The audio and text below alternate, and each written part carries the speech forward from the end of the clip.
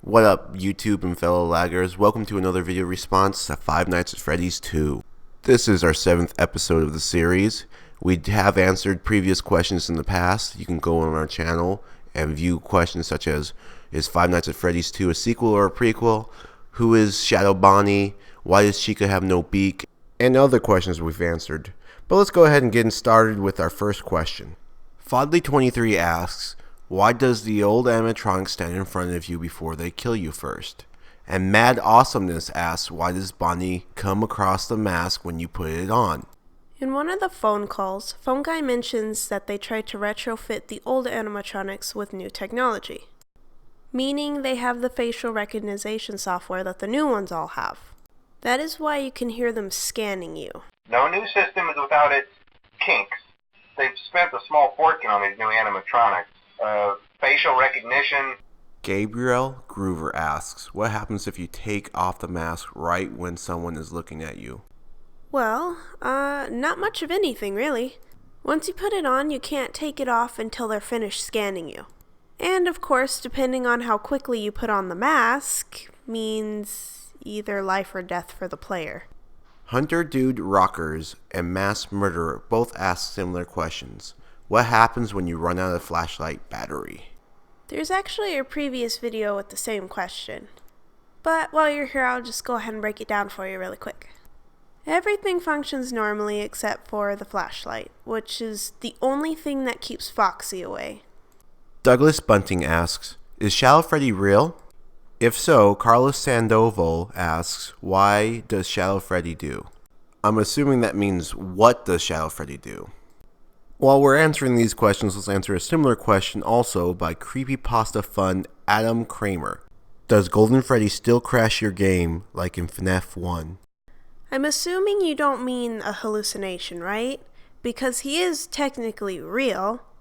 And well, here's what happens.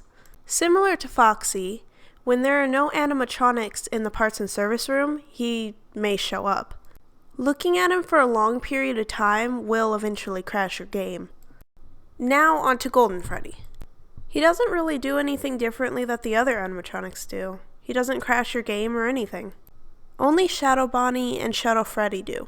The reason I went ahead and linked these 3 comments together, even seeing that the last one was not about Shadow Freddy, is because this one key thing. The model that's used for Shadow Freddy is that of Golden Freddy. However, the color is vastly different. This is thought to be because the room is so dark and it's saturated. However, when desaturating it, it comes out as a strange purple. Armando Hernandez asks, I have a question. Why do the new animatronics have red, pink, orange cheeks? I don't exactly know why, but I get what they were probably going for. They kind of give the feeling of a creepy ventriloquist doll. I really don't like those things. Sorgan asks, what are the 2 blank rooms just above camera number 7? That, my dear, would be everyone's favorite place. The bathrooms. Alex Merger asks a list of questions, but we're going to focus on one because it's a bigger question. Alex asks, tell me more about the bite of 87 and who did the bite. Scott Calvin has not officially announced anything about the bite of 87 other than the hints found in the game. In the original Five Nights at Freddy's, it was speculated that Foxy did the bite of 87. With Foxy's elongated muzzle and sharp teeth, not to mention the fact that he was decommissioned, all evidence just pretty much screamed Foxy. That is until we get Five Nights at Freddy's 2. The time period is placed before the original game and is placed during the era of the bite of 87. On the final night, Phone Guy warns that the animatronics are acting peculiar. He fears that the animatronics might hurt someone the next morning during a party. We have one more event scheduled for tomorrow, a birthday. You'll be on day shift. Wear your uniform. Stay close to the animatronics and make sure they don't hurt anyone, okay? But Foxy being the culprit is highly unlikely. He's out of service, which means that he doesn't have access to the public. That brings us to the second suspect. Mangle was an animatronic that was constantly abused by toddlers.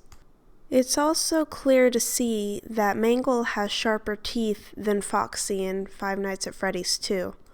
So that, partnered up with the fact that this thing may have motive, kind of makes it look like this is the one. Thanks for watching our video. We hope you enjoyed it. If you haven't heard, Lags and I just opened up a Twitter account. Our Twitter account is Gurr, so search for us. Also, I'll leave a link in the description down below. And also, Gurr, just want to thank everyone for the comments and questions that were left in the previous videos. We are already planning our next video response, so feel free to comment down below if you have any questions. Or just comment down below just because you're having fun or like it or whatever your thoughts are.